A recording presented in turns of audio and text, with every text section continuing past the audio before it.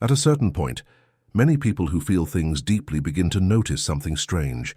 The friendships that once seemed so intimate, so essential, begin to feel hollow. You find yourself giving endlessly, listening for hours, absorbing other people's pain, offering comfort and understanding. And yet when you need someone, when you're the one drowning, there's nobody there. The phone doesn't ring. The messages go unanswered. And you're left sitting alone in your apartment at 2 in the morning, wondering what's wrong with you. Why does everyone come to you with their problems, but nobody stays? Why can you feel everything so intensely, their grief, their joy, their anxiety, and yet feel so utterly invisible yourself? And naturally you become exhausted, not just tired, but depleted in some fundamental way, as if your very substance is being drained. You think maybe you're just unlucky, or maybe you're choosing the wrong people. Perhaps you're too giving, too available, and you need to set better boundaries. So you try. You pull back a little, you say no more often, you attempt to protect your energy. But it doesn't help. The loneliness only deepens. The relationships don't improve. They simply end. And you're left with this terrible question. If I'm so sensitive, so attuned to others, why am I so alone? But what if I told you that the very thing you think makes you good, your empathy, your ability to feel what others feel, might be the precise mechanism of your isolation? And what if the solution isn't better boundaries or different friends, but something far more unsettling? You see, most of what we call empathy isn't actually empathy at all. It's something else entirely, something that wears empathy's clothes, but serves a completely different function. Real empathy, the kind that actually helps people, requires a kind of inner stability, a groundedness in your own being. It's the ability to sense another person's experience while remaining rooted in yourself. But what most self-described empaths experience is something closer to emotional merging. You don't feel with someone, you become them. Their anxiety becomes your anxiety. Their sadness becomes your sadness. And in that moment of absorption, something crucial happens. You disappear.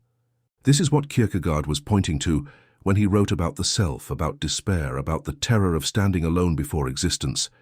He understood that most people spend their entire lives fleeing from themselves, and that this flight takes many forms. For some it's ambition, for others it's pleasure or distraction. But for the sensitive soul, the escape route is other people's emotions. You become a kind of emotional antenna, constantly scanning the environment for signals, for feelings to absorb and process. And it feels noble, doesn't it? It feels like love, like service, like being a good person. But here's the mechanism you're not seeing. Every time you merge with someone else's emotional state, every time you abandon your own inner experience to inhabit theirs, you're practicing a form of self-abandonment. You're teaching yourself that your own feelings don't matter, that your own existence is less real, less important than whoever happens to be in front of you. And people sense this, not consciously perhaps, but they sense it.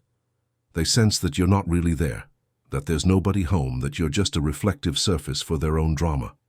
It's like trying to have a conversation with a mirror. At first it seems wonderful. The mirror shows you exactly what you want to see, reflects you perfectly, but eventually you realize you're just talking to yourself. There's no other person there, no separate consciousness with its own perspective, its own ground. And so you leave, not because the mirror is bad, but because a mirror can't be a friend. A mirror can't push back, can't disagree, can't offer something genuinely new. It can only reflect. This is why your relationships feel one-sided. Not because people are using you, though some might be, but because you've never actually shown up.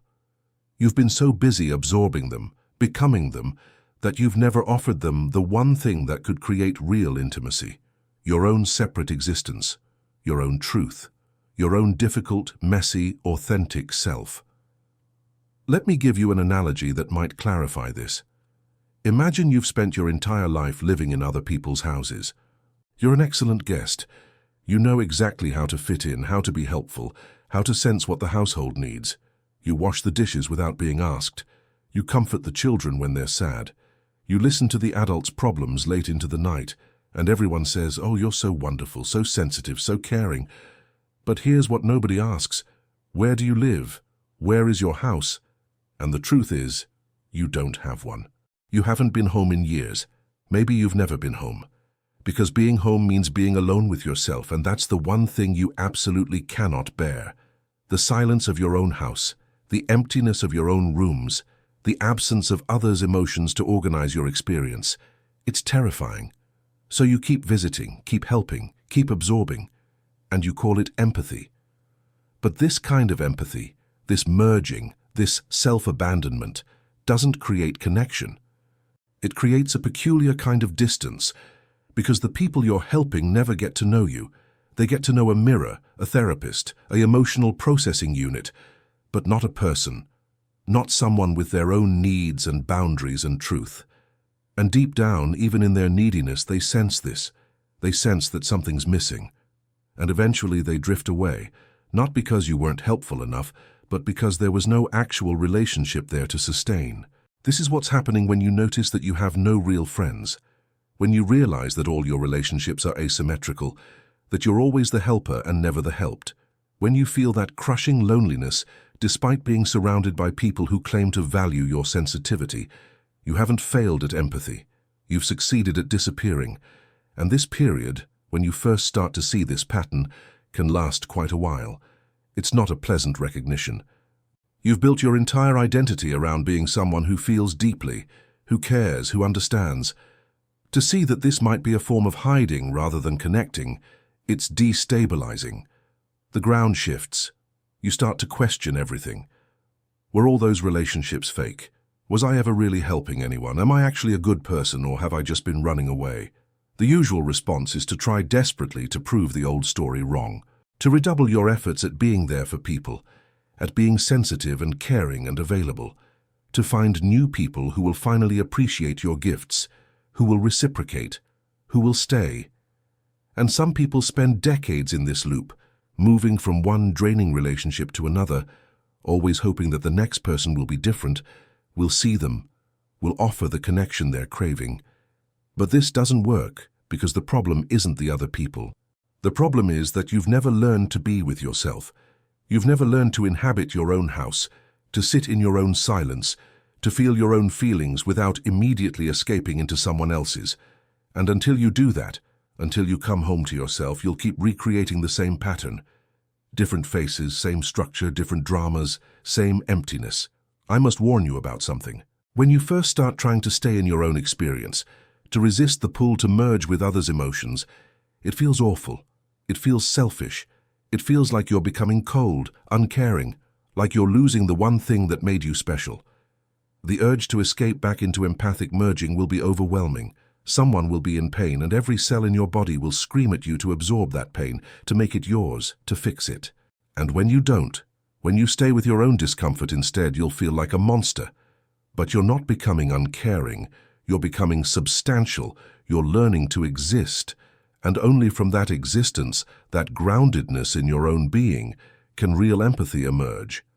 Not the empathy of merging and disappearing, but the empathy of meeting, of two separate people encountering each other, neither absorbed into the other, both present and real. Let me tell you about someone I knew who went through this. She had been the unofficial therapist for everyone in her life since she was a child. Her mother would dump all her marital problems on her. Her friends would call at all hours needing emotional support. She was known as the one who always understands and the one who's always there. And she wore this identity with pride, even as it exhausted her, even as she noticed that when she needed help, everyone was mysteriously busy. Then her father died. Not suddenly, but after a long illness, and she was the one who cared for him, who absorbed everyone's grief while setting aside her own.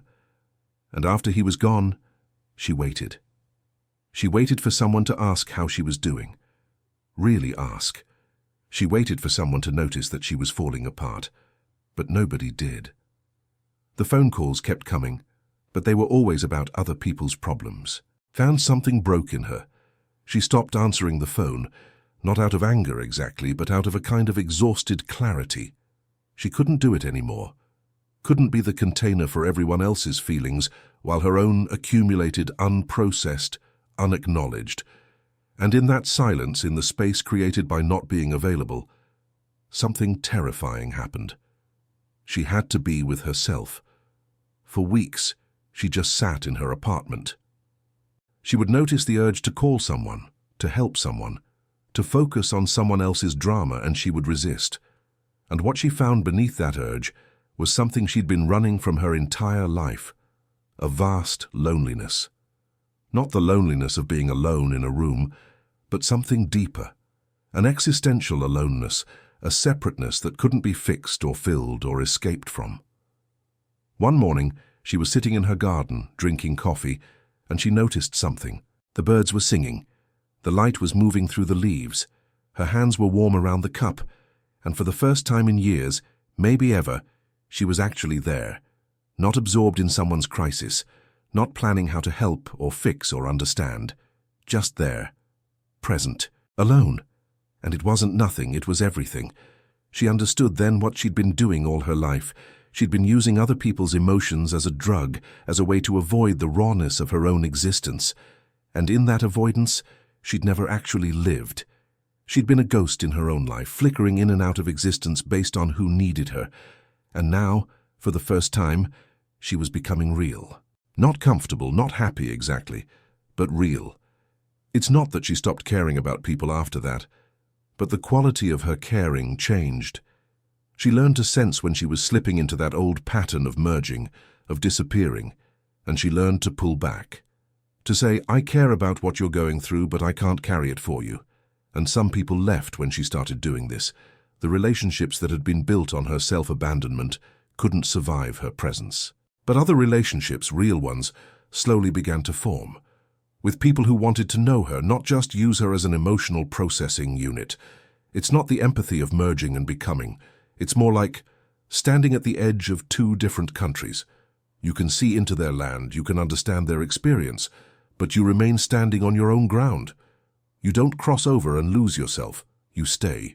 And from that staying, from that groundedness in your own separate existence, you can actually offer something real. Not absorption and merging, but witnessing. Presence without abandonment of self. And here's the strange thing.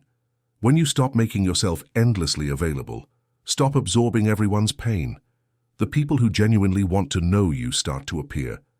Not in great numbers, perhaps. Real friendship has never been common, but they appear. And they're different from the people who came before. Different from the emotional vampires and the narcissists and the needy ones who sensed your self-abandonment and exploited it. These new people, they push back. They disagree with you. They have their own firm ground. And instead of feeling threatening, it feels like relief. Finally, someone else who exists. Finally, the possibility of real meeting. So what do you do in the meantime? When you're learning to inhabit yourself but haven't quite arrived, when you're in that uncomfortable space between the old pattern and whatever comes next, you practice the simplest things without expecting them to feel meaningful. You make your coffee in the morning. You notice the weight of the cup in your hand. You feel your own breath moving in and out. And when the urge comes to check on someone, to absorb their problems, to make their crisis yours, you pause and you watch. You observe that urge without following it. You notice how it feels in your body, that pulling sensation, that anxiety that something bad will happen if you don't help, that fear that you'll be selfish or cold or cruel if you don't immediately respond. And you breathe through it. You let it be there without acting on it. You discover that you don't actually need to fix it, and that the other person doesn't actually need you to carry their pain for them. You eat your meals without distraction. You go for walks and actually see what's around you, instead of replaying conversations in your head or planning how to help someone. You sit in silence sometimes, not meditating or practicing mindfulness or doing anything spiritual, just sitting, allowing the discomfort of your own company, learning that you're not going to die from it, that it's actually bearable, that there's something at the bottom of all that loneliness that isn't lonely at all. And most importantly, you stop comparing. You stop comparing your current state to how you used to be, when you were needed and wanted and constantly busy with other people's lives. You stop comparing yourself to people who seem to have easy friendships, lots of social connections, full calendars. You stop comparing the silence of your life now to the noise of your life before, because that comparison keeps you trapped in the old story, in the idea that something's wrong with you, that you've lost something valuable. You haven't lost something valuable.